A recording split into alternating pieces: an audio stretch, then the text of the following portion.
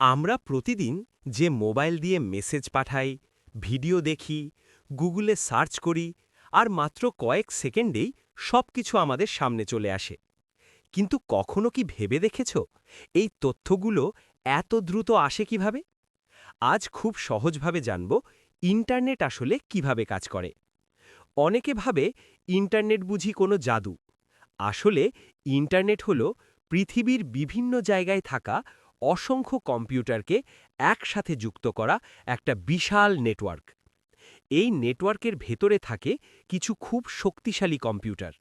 এদের বলা হয় সার্ভার।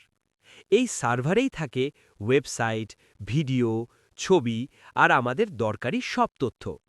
যখন তুমি গুগলে কিছু লেখো, তখন তোমার ফোন সার্ভারকে একটা অনুরোধ পাঠায়।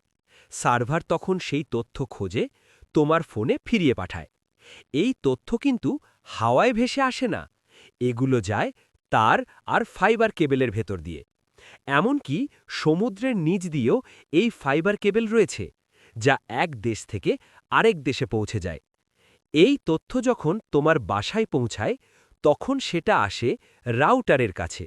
রাউটার সেই তথ্য তোমার মোবাইল আর কম্পিউটারে পাঠিয়ে দেয়। এই পুরো কাজটা হয় 1 সেকেন্ডেরও কম সময়।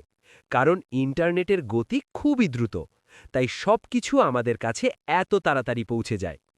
সংক্ষেপে বললে, তুমি যে তথ্য চাও, সার্ভার তথ্য পাঠায়, আর তারের মাধ্যমে সেটা তোমার কাছে পৌঁছে যায়। এইভাবেই ইন্টারনেট কাজ করে।